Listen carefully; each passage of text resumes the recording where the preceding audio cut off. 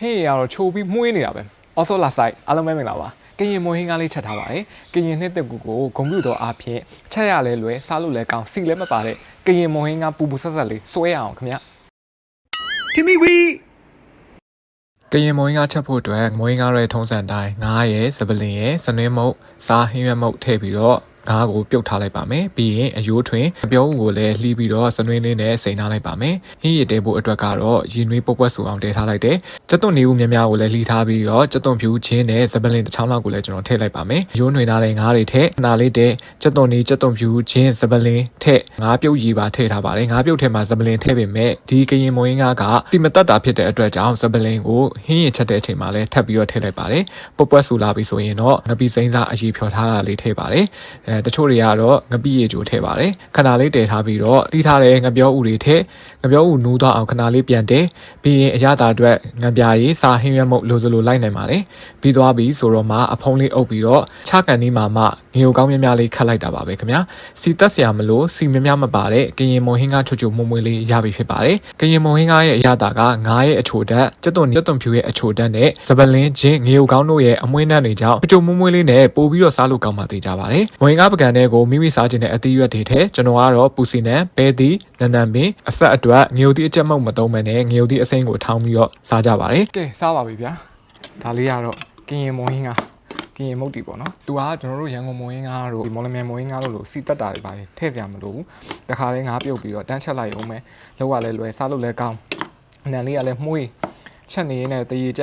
သူကငရုတ်သီးသိမ်းနဲ့စားရတာအချင်းတွက်ဆိုရင်မကြီးကျင်လေးထည့်စားကြပါအောင်ခင်ဗျာကရင်မွေးဟင်းကားပါ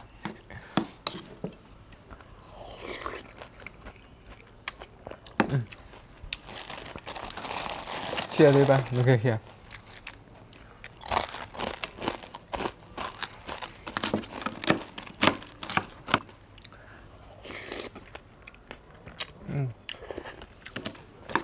ကောင်းပါမှာ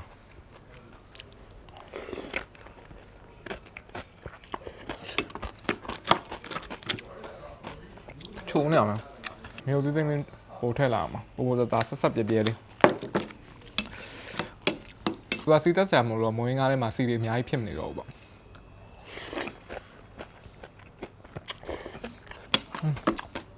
တော့ကောင်းဟင်းရရတာကတက်တုံဖြူတက်တုံဒီငါးရဲ့ရတာပဲယူထားတာတကယ်ကောင်း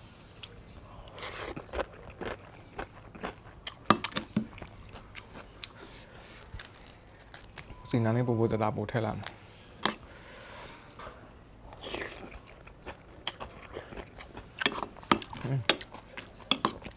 ဟုတ်ပါ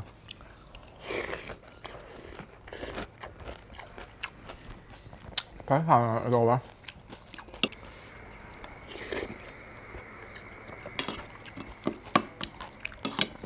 ဒီအင်းကြီးကနှစ်တိုင်းကျွန်တော်ကရင်နှစ်သက်ကိုအတွက်ဟင်းချက်လို့ရှင်ဒီအင်းကြီးထဲပဲရှိတယ်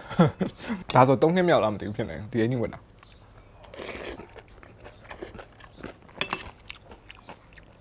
တော့ကောင်းလား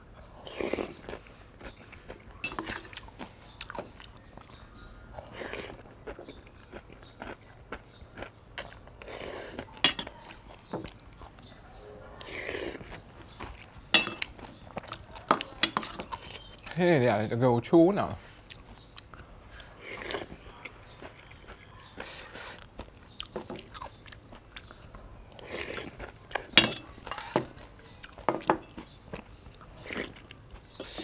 နည်းထပ်ဆွမ်းတကယ်ကောင်း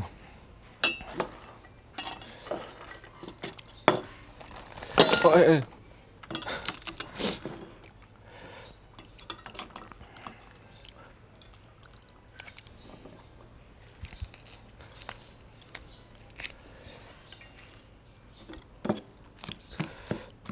မျိုးစည်းလေးနည်းနည်းပါထင်ပါအရင်တော့ဆက်ပြေးနေ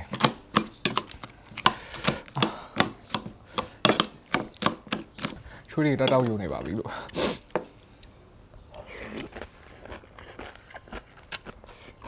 မကြီးကျင်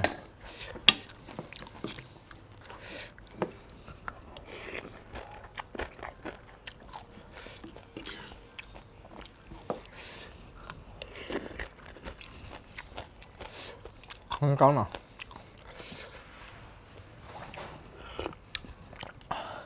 ဟင်းလေးကလည်းချိုးနေတာပဲ